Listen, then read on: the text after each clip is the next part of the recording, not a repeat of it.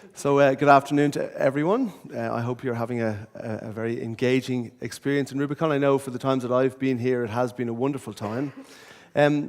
So when I was asked to share a few thoughts, it was very much around justice and my own opinion on that. So I've got a couple of thoughts. One in relation to justice in regard to an individual, and then also moving towards society's view of justice, and a few examples of how I see that in daily life. Before I do, just might as well set the context of this weekend, which is a great weekend because it's the start of the Six Nations rugby. And therefore, it's a time to be happy because there's just rugby out the door. And I'm going to run away from here and watch France play England, so you'll have to excuse me. I always love this particular weekend because Scotland come to Ireland. And so there's a big match tomorrow for those of you who are in the dark. Ireland are playing Scotland in the Aviva, or we shouldn't actually say that, Shane, in front of you, giving it its commercial title. We should stick to calling it Lansdowne Road. So it's always a wonderful weekend when the Scots come over, because with it they bring a huge amount of culture and excitement, including a group of men all wearing dresses.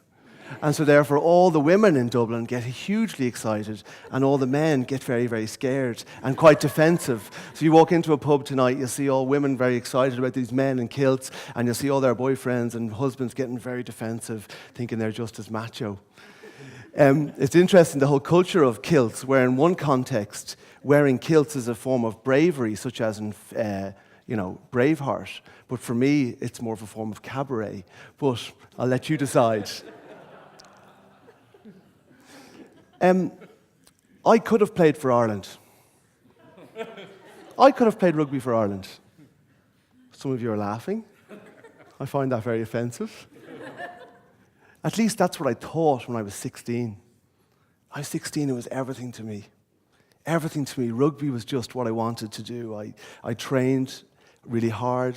I actually was relatively good. And I played on the senior team years before I should have. I started getting Leinster trials at a young age. I was captain of the senior team when I was in sixth year. So things were going well, and I was thinking, I'm going to play for Ireland. And I used to think that in my bedroom, I'm going to play for Ireland one day. And then I got injured, and my knee just went, all the ligaments blew out. And I said, okay, I can get over this. So I went back, I had an operation, and I got back playing. And then I started playing for UCD, and I played for the first there, and I got my colours. I think, this is good. You never know. I wasn't as serious then. College life had taken over a bit, but you never know. And then all of a sudden, my knee went again, and I had another operation. And I was thinking, this just isn't fair. I've done nothing wrong with this. I'm just playing my sport, and I'm doing my best. No one else around me is getting as badly injured as me, and they don't seem to be taking it as seriously as me. So this isn't fair. This world isn't a just place. There is no justice in this world because I haven't done anything wrong, but yet here I am suffering from another injury and another serious operation. But then it dawned on me. The week after my second operation, I went to France and spent 7 days drunk in a stupor on crutches. All of a sudden, my role as a victim in the circumstances I'd found myself in was actually a lot to do with what I had actually done and the decisions that I had made. And I'm really interested in the definition of victim. Because quite often what I see around me is people who are too much caught up on being stuck in the effect of life and not realizing that actually they should come over the other side of the barrier and be more of the cause of their life. And that regardless of what sphere you find yourself in a working class environment, middle class or upper class. I see that all the time in circumstances, that people are caught in this victim stance of the world has done this to me, but yet they're not feeling equipped enough to be able to go, actually, I can cause something to change. And therefore I can move from being a place of a victim to somebody who's actually going to make a difference and change the situation. And where that upsets me most is where in a situation where, let's say, where I spend a lot of my time in a disadvantaged context, where a young person, because of the environment within which they've been born, takes on this role of being a victim through those circumstances, but then also assumes the identity of that and is caught. So he might say something like, I can't go to college because I'm from Dolphin's Barn. Or, that prison officer is on my case every day because I'm from Ballymun. And that really, really saddens me, because that young person must realize that they can break out of that identity in terms of the fact that they have every right to be the cause of their solution and not just the victim of the effect of the things around them. And therefore, when I was preparing for this, when I was asked to consider justice, that's the first thing I thought about, was our definition as individuals of victims.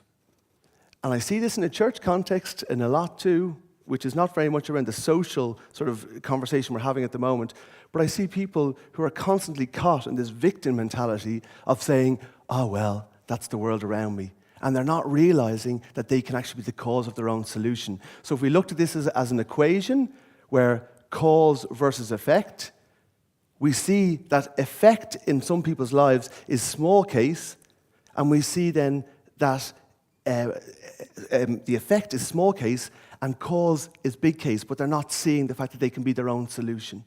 And that for me is just a really interesting piece to understand, I think, for everyone.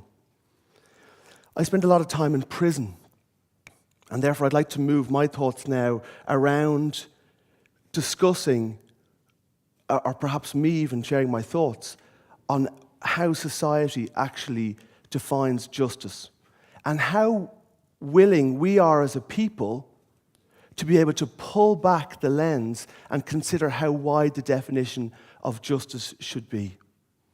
I met a young man in prison a few years ago who had a radical effect on my life. He was a young man born in Shankill, and when I met him, he was 17 in jail, about to turn 18. And if we just take a snapshot of him for a moment, and let's say I explain to you that his crime was holding a woman at knife point. It's not very pleasant. And if we go into the courtroom on the day that he's receiving his sentence, we'll take a snapshot that day and we'll say, look, okay, there's the victim and there's the perpetrator. And all of a sudden we can define justice. Send him down. He's a scumbag. He deserves nothing else but a jail sentence. This woman over here is totally the victim. I agree. I absolutely hate the fact that there's victims of crime. I think everyone in the room has probably at some stage been a victim of crime, and it's a horrible place to be, and there's no justification for that. However, if we pull the lens back a little bit more and we focus on a broader sense of justice, let's look at this young man for a second. And let's consider that he was grown up. He was brought up in a house of 7 other young people. He was left in a cold bath for 12 hours at a time to punish him because his mother hated his father. He was left at the age of 12 to fend for himself. He spent at least 5 years in detention schools. He went through 13 foster homes and saw many foster parents abuse him. So all of a sudden, you tell me, where's justice in that? Let's define justice in a broader sense now. Where's justice for him? So therefore, we as a people have to ask ourselves, what labels are we putting on folk? How broad is the definition of justice? And where are we willing to stand up and actually make a difference in regard to that definition in the small conversations at coffee stations, in the small conversations in changing rooms after sport, in our churches, in the supermarket? The worst thing you can say about anybody is the word scumbag. And everywhere I go, I hear it.